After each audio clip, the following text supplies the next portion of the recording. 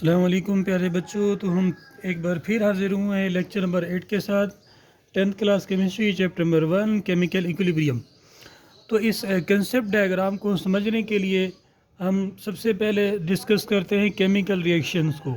Chemical reaction क्या होते हैं? ऐसे रिएक्शन जो हमारे पास जिसमें सब्सटेंस मिलकर क्या बना देते हैं, रिएक्टेंट बना देते हैं, और इससे बदले में रिएक्टेंट मिलकर एक नई चीज़ बनाते हैं जिसको हम प्रोडक्ट कहते हैं। तो बच्चों, कंप्लीट रिएक्शन क्या होता है? एक कंप्लीट रिएक्शन वो होता है जिसमें तमाम के तमाम रिएक्टेंट जो होते हैं वो तमाम के तमाम प्रोडक्ट बन जाते हैं, यानी जितने भी रिएक्टेंट होते हैं वो सारे प्रोडक्ट बन जाते हैं। उसको हम कंप्लीट रिएक्शन कहते हैं बच्चों।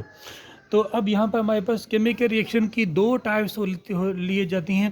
पहली टाइप है इरिवर्सिबल रिएक्शन, दूसरी है रिवर्सिबल रिएक्शन।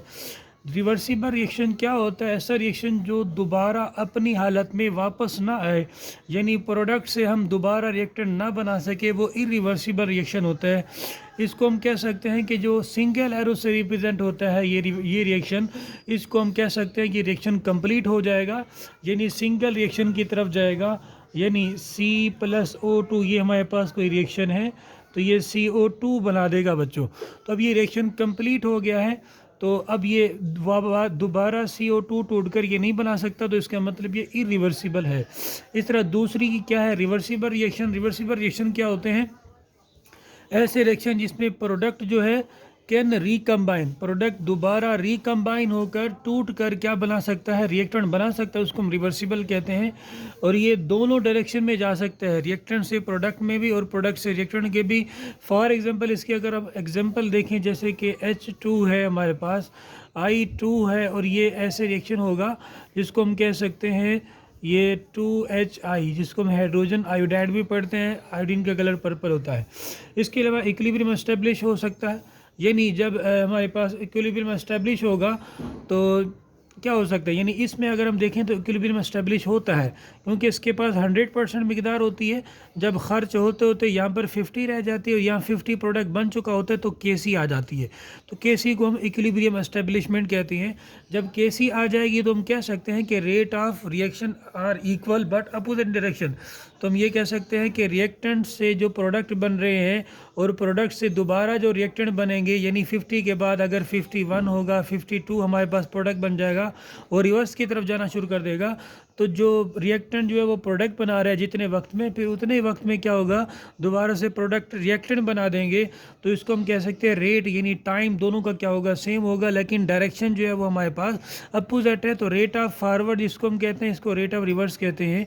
तो ये अपोजिट जाएगा, तो इसको हम KC भी रिप्रेजेंट कर सकते हैं, that is called the KC। Equilibrium constant भी कह सकते हैं। और जो KC होती है इसको हमने प्रूव किया होता है लॉ ऑफ मास एक्शन से। लॉ ऑफ मास एक्शन से हमने क्या किया है, यानी कि प्रूव किया, हमने कहा कि रेट ऑफ रिएक्शन जो वो डायरेक्टली प्रोपोर्शनल है एक्टिव मास के, यानी एक रिएक्शन की जो स्पीड होती है वो बढ़ सकती है एक्टिव मास से। एक्टिव मास वो मास होता है रिएक्टेंट का जो प्रोडक्ट बनाने के लिए हिस्सा लेता है एक दूसरे के साथ। फॉर एग्जांपल ए भी हमारे पास कोई भी ये भी हमारे पास रिएक्टेंट है, ये CD बना रहे हैं। तो यहाँ से क्या होगा, इसकी मिकदार 100% होगी पहले, तो इसमें से 20% मास ए का 10%, बी का भी 10% एक्टिव होगा।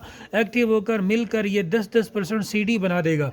बाकी का 80% उस वक्त क्या होगा, इनएक्टिव होगा। फिर अगले मिनट के अंदर या अगले कुछ सेकंड्स के अंदर फिर थोड़ी और अमाउंट रिएक्टेंट की एक्टिव होगी, फिर वो रिएक्ट करके CD बना देगी। इस तरह वो कहते हैं रेट जो है वो स्पीड ऑफ द रिएक्शन है।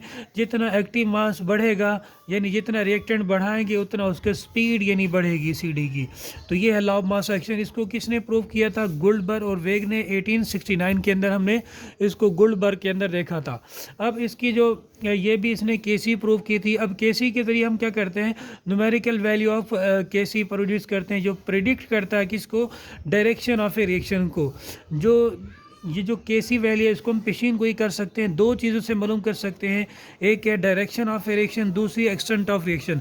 एक रिएक्शन की सिमत कैसे मालूम करनी है और एक रिएक्शन की हद किस तरह मालूम करनी है कि एक रिएक्शन किस हद तक जाएगा।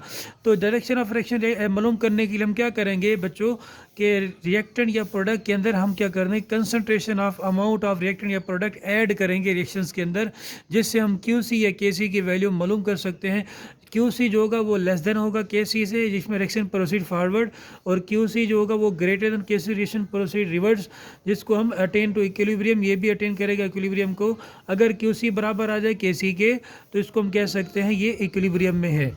इसी तरह एक्सटेंट ऑफ रिएक्शन में बच्चों अगर हम देखें तो वेरी लार्ज वैल्यू ऑफ के सी में क्या होगा कि रिएक्शन गो टू कंप्लीट होगा, क्योंकि बड़ी वैल्यू होती है 2.2 मल्टीप्लाई 10⁻22 होती है यहाँ पर, तो बड़ी वैल्यू होने की वजह से यहाँ पर क्या होगा, रिएक्शन कंप्लीट हो जाएगा।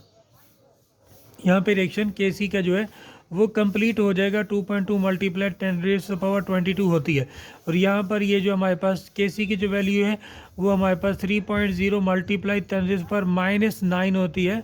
इसमें हमारे पास जो होती है मॉडरेट में यानी मॉडरेट वैल्यू ऑफ के सी, जिसको हम नर एट इक्विलिब्रियम भी कह सकते हैं, ये 2.011 होती है, मल्टीप्लाई कोई नहीं होती, ये इक्वलिटी में बराबर हो जाती है।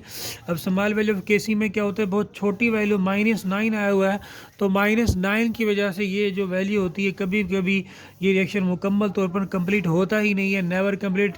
इसमें रिएक्टेंट की मिकदार नेग्लिजिबल होती है, प्रोडक्ट भी क्या होता है, नेग्लिजिबल होता है, जिसमें के सी की वैल्यू जो है वो बहुत छोटी आई हुई है।